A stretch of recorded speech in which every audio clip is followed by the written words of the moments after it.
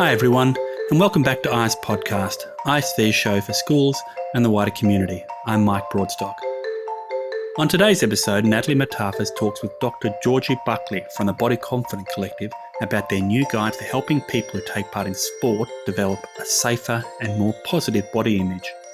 But first, Shane Green talks with Career Confident Director Helen Green about what VCE students can do when they get a different ATAR to what they expected.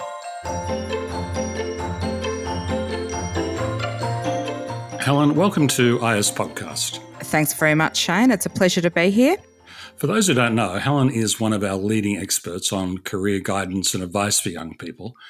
And of course, Helen, you've been a regular contributor to ISV's Sopranos website for the best part of 6 years on everything from the pros and cons of taking a gap year to finding that first job. Helen, one of the most popular articles that you've written for us, and we publish around this time each year, is all about ATARs. Yes. And what happens if you don't get the ATAR you expected? It can really be a challenging time for young people who find themselves in that situation. Yes. The ATAR, and I think just first I might explain a little bit about what an ATAR is, because most people see it as a mark. It's actually not. It's a rank. And the average, or, I should say the median rank in, Victoria, for instance, would be roughly in the mid-60s. And the girls tend to get it slightly higher than boys, and it varies each year. So most students go into Year 12 and they have a bit of an expectation of what might be realistic for them. And there are various factors that can influence your ATAR. Obviously, this cohort now have had a similar experience to last year's cohort in that it's been a really tough few years with interrupted learning, feeling a bit disengaged and sick of study and all the rest of it. So that has impacted performance across the board, but students should feel reassured that that is taken into account when the ATARs are actually released. But if you do receive an ATAR that is not what you expect, it's okay to be disappointed. I think we expect young people to then think, oh, well, it's okay, I'll just do something else, or, get over it. And what's, a disappointing ATAR for one student might be amazing for someone else. So it's okay to be disappointed, but it doesn't mean that you should be abandoning all hope of studying in the area that you're interested in. Most courses, and of course there are exceptions, but most courses or careers rather have got various pathways in, and students learn in different ways, and there are often many advantages to taking these pathway courses. Often they're actually vocational training courses that are run or co-located actually at the universities, and they're in smaller classes. At least 2/3 of the course is typically credited towards a degree course. So there are various pathways into what you want to do. And it can sometimes mean that getting a lower ATAR than you expect is just that you couldn't get into your top preference, but you might get into, preference 3 on your list, which might be equally as good. And that leads me to another point. A lot of people assume that the higher the ATAR, the better the course. Yes, I think that's really true, isn't it? People assume that high ATAR equals high quality course. Yes, but not always. And I think that's important to remember. ATARs are based on supply and demand on most occasions, and there are many elements that you should look at when choosing the right course for you. And that includes the mode of teaching, the size of the university, the subjects that you'll study. Often students will tell me they love the look of the course, they like the graphics on the page, and they love the title of the degree, but they actually didn't look properly at what they'd be studying. Is there much opportunity for work integrated learning or internships? These are the things that can make the difference between a really positive study experience and one that's not as engaging. So all is not lost. I think that's really good advice, Helen, because it can be a devastating time for a young person who had their sights set on a certain ATAR and it doesn't come in at what they were expecting. If you're feeling down about it, go and talk to parents, talk to the school, talk to your friends, surround yourself with supportive people and give yourself a bit of time and don't make any rash choices. Most of the universities are running change of preference information sessions this time of year, but you may not even need to change your preferences. The other important point to keep in mind is that your ATAR is irrelevant very quickly. That's true. People stop asking about your ATAR pretty quickly if they ask at all. Yes, yes. Most students tell me that it's only amongst your close friends that you would be discussing your ATAR, and I think that's absolutely fair enough. And of course, you've got about 10% of students this year in Victoria who are opting to go unscored as well. So that's another trend on the increase, which I think is largely linked to the impact of students of COVID closures and learning online the last few years has had quite an impact on the mental health of young people. I think that's one of the reasons why we've got more students going unscored. Well, let's talk about the flip side of the lower ATAR, the higher than expected ATAR, and that presents its own challenges.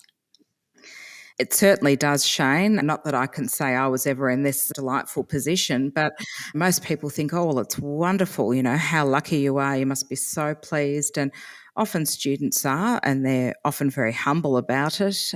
But it can also give rise to a lot of other emotions, feeling like they need to not waste their ATAR and they need to change their course. If they were looking at doing a particular course, that they should consider some of the really in demand and hard to get into courses like medicine, for example, because their friends would love to do it and now they've got this opportunity. But students must choose courses that suit them. I've had students come to me in tears because they've had multiple scholarship options and interstate offers and they just don't know what to do.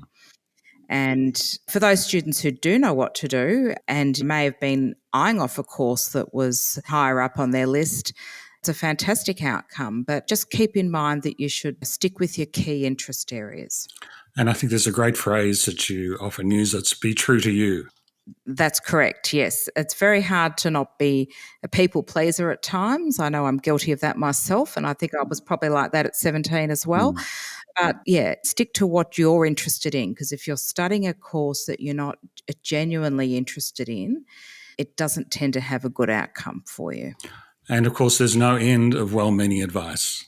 Oh, yes, absolutely. And as a parent myself, I have to sometimes try to withhold my advice because it'd be largely ignored in any case. But it is hard when you've got everybody giving you advice as to what you could do or should do with it. And they mean well, but give yourself some headspace. And there are some students that actually take a year off deliberately to give themselves a little bit more time to decide what they'd like to do with their ATAR. Others will actually decide that, I'm interested in science, but I really don't know whether I want to do engineering or medicine or law or something else. And they'll actually go with a broad-based undergraduate degree. I mentioned at the start of our discussion that one of your most popular pieces is, should I take a gap year? Could you talk about what's involved in that decision? It just doesn't mean travel, does it? No, it doesn't. And I think that's a popular misconception that students are going to be lying on the beach on the Greek islands and, good luck to those that do. But a gap year can mean so many different things. And I think it's also about educating parents and caregivers about the benefits of potentially taking a gap year. Yeah. I know if I had thought of such things at the time when I was going to uni, it would have been quickly condemned as like, you'll never go back. And I think things have changed a lot since then. Gap years are great for students that need some headspace too. It's about having a break from study, discovering yourself. There are many students who haven't had any work experience yet, partly because of the circumstances of the last few years. There are students that haven't got their licence, they've never learnt a language, they don't know first aid, things that they might be able to do if they were on a gap year and save a little bit of money.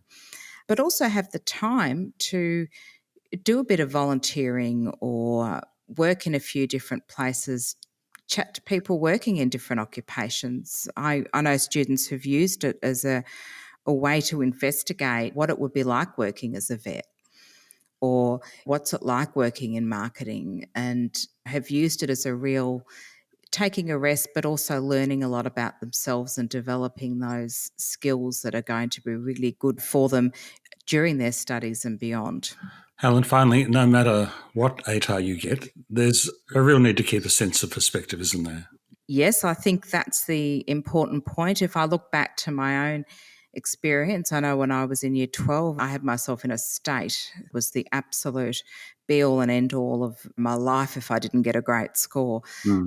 And I look back now and think how deluded that was, because there are so many people who I have met over the years who've got wonderful scores, and those that have not got a VCE, and they've had equal success in different areas. What most people are looking for is to have a meaningful career and to focus on their strengths and interests, and that will change over time as you grow and mature. So this is just the start of their journey, and I think there's so many exciting possibilities for young people in the careers that they'll be working in, a lot of which haven't been invented yet, and I think that's an important point. Yeah. And as I tell students, it's about getting those employability skills like problem solving, communication, data literacy, being able to manage yourself, resilience. These are the skills that are going to hold them in good stead, regardless of where they're working or what they're doing. Helen, that's great advice. We'll put links to Career Confident and other information in the show notes. Thanks so much for joining us. Thanks very much, Shane. A pleasure. You're listening to IS Podcast.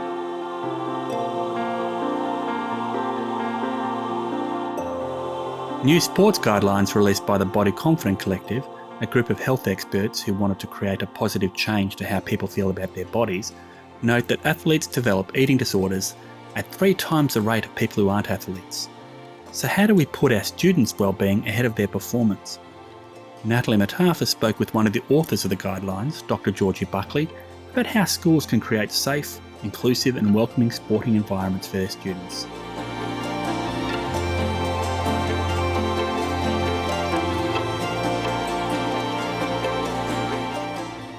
Hi, Georgie, and welcome to IS Podcast. Can you share a little bit about who you are and what the Body Confident Collective is and why those guidelines have been developed? Thank you so much for having me. So my name is Georgie Buckley. I wear 3 hats in this space, where I work as an eating disorder dietitian, and I'm also an academic and running the organisation Body Confident Collective.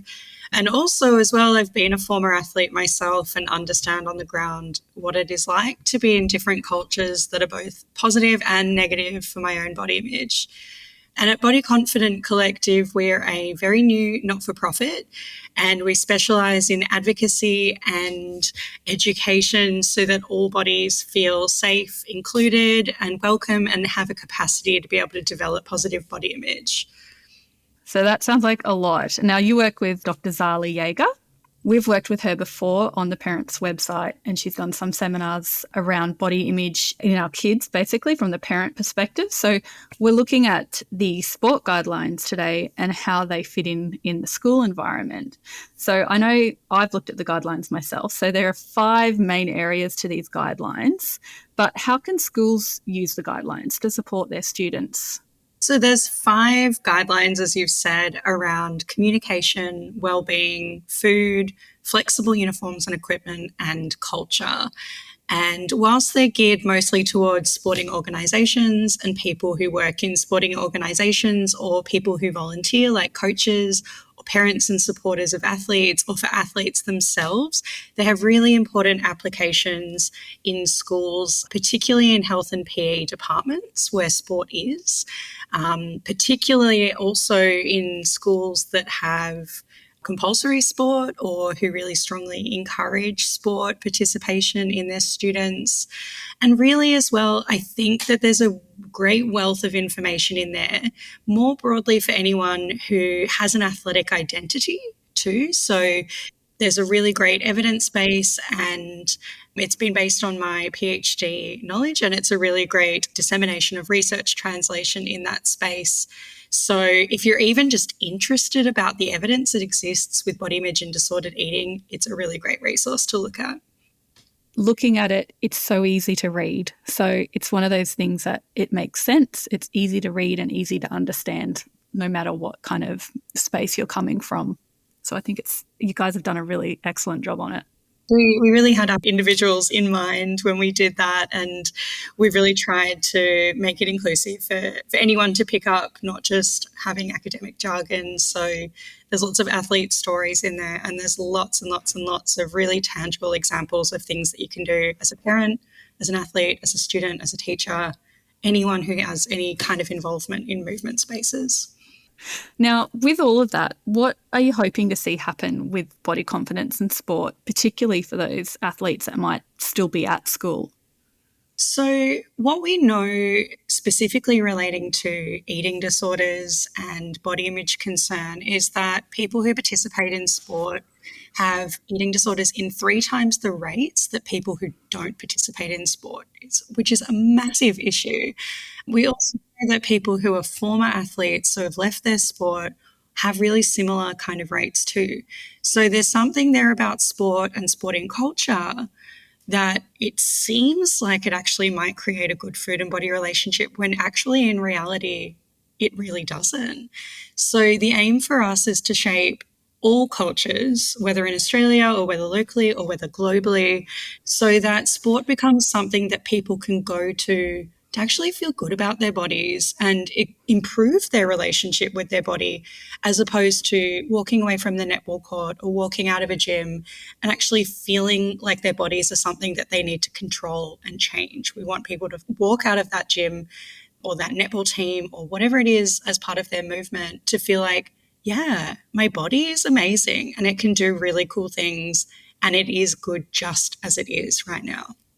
So with those people or students in this case that are walking away that do have those negative feelings around it, do you think that they're more likely to drop out of sport or not even start because of what they're hearing and seeing kind of with their friends and peers? Oh, absolutely. And I think there's 2 parts to that as well. The first part where I was an athlete myself and I look at my time as an athlete, particularly as a young person, and see how it really, in a very layered kind of way, created in many ways a really great relationship with my body where I was strong and I could achieve what I wanted and build strength and feel fast and feel really great when those endorphins hit. But in other ways, I had so many comments telling me my body needed to change in some way or I needed to change my diet because of my physical appearance. And for me, I can pinpoint those moments that it became too hard and I wanted to pull out of my sport, largely because of those things. And that had nothing to do with my lack of talent or how well I was performing, but more just that body pressure accumulating over time. On the other hand as well, I think in many sporting spaces, because physical appearance is prioritized so much, that we quote unquote have to have a certain athletic type of body to participate in a certain sport, I think lots of people don't feel represented or feel like their bodies are the right kind of bodies to be in that sport. And that makes me really sad that people miss out on the opportunity of being able to connect with their body and all of those amazing things that sport can bring, like community. And some of my closest best friends are from when I did distance running, even back in primary school. And what an incredible gift that is to participate in sport. And it is sad that lots of people don't feel like they belong in those spaces. So that's part of creating these guidelines, is to get everyone on the same page so that all bodies are welcome in all types of movement and all types of sporting environments, no matter how they look. So if you were talking to a school or a teacher right now, like so as I say, we've got a teacher listening right now who's HPE teacher or whatever they are, involved in the sport in their school, what's like the one main message you would like to give them about the sport guidelines? All bodies are valuable. And I think as well we need to put aside the assumption that sporting or athletic bodies look a particular way. I think we often have a lot of unconscious bias that we praise certain people for looking a particular way and encouraging them to engage with certain sports. Whereas if we actually just provided a safe environment, irrespective of how someone's body looked, and just were encouraging and supportive and provided the environment and culture for that to happen, we're going to have such a better result with people staying in sport, starting it and keeping it going for a really long time. i.e. not just encouraging tall people to play basketball, to encourage... I asked because I'm really tall, so I had that my whole life. And I mean, I think tall people get that all the time. It's like, wow, you must be good at basketball. And it's I never played basketball either. Like, sorry, went off track there, but that just cracked me up. It's such a good example, though, of physical appearance actually having nothing to do with athletic ability. No. When people haven't even played the sport or don't even know the rules, and yet they're told they're good at that sport. Wild. So I think that's a really obvious example, but more subtle ones occur all the time.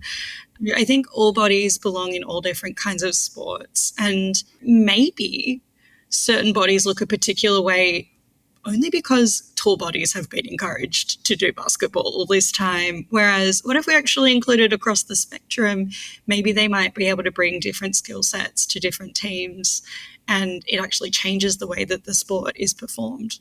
Also, what if we were just there to actually enjoy and participate and have all those wonderful things that sport creates? Yeah, just have fun. Oh, so underrated. So where can schools find these guidelines? We have a website, bodyconfidentcollective.org, and we'll link all of these resources in the show notes. So if people go to the website and click on the specific tab that has sport and movement, it'll have a sport guidelines section. We'd also love to hear if you're interested in taking them up in your school. We'd love to connect. We'd love to chat. We really love to see schools, really trying to do the right thing and create supportive environments. And we have heaps of resources and webinars that we can also share with you. Fantastic. Now, are students involved in these as well, or is it just for educators? The best part about these guidelines is the way that we've written them to be inclusive across all levels. And there's a specific athlete section. So also I would extend that to people who like movement in any capacity or are a supporter of a friend who is an athlete or a ballet dancer or someone in performing arts. Any broad aspect of movement, it has really clear ideas of how you also shape culture. So even if you're the person that's feeling a little disconnected or not feeling great about your body in the sport, what we've really tried to do is create really tangible things for you to feel empowered to shape and change the culture in a positive way so that other people don't experience that same body image concern that you have. Thank you so much, Georgie. My pleasure. Thanks for having me.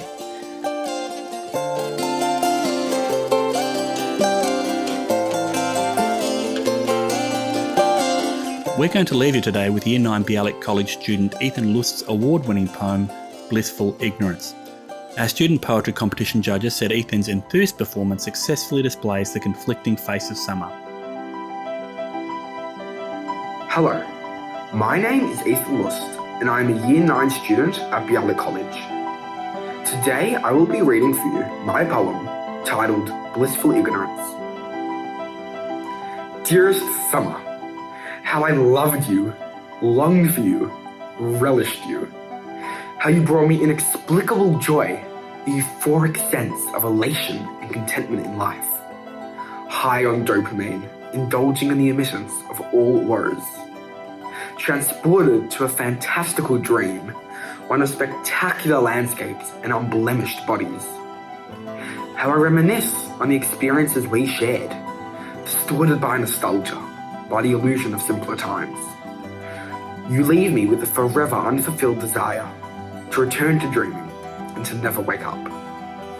Dearest summer, how you are my favourite of all the seasons. Dearest summer, you have changed. You have turned on me. You have stabbed me in the back. You have lied to me. If you were just that, a dream, there's no truth to my perception of your perfection. You capitalized my naivety. I no longer long for you. I dread you. Entrapped in your interlocking arms, suffocating. I fight, but you do not let go. Your sickly fingers enclosing onto me, decrepit, obnoxiously large. You cast a shadow. It looms over me. And I cannot help but turn around to ponder disgustedly at this ghastly shadow, infinitely heavy. Like a magnet, I am pulled towards it. I have lost sight of my path, disorientated, confused, and longing to fall back into my blissful ignorance, into that fantastical dream, and to never wake up.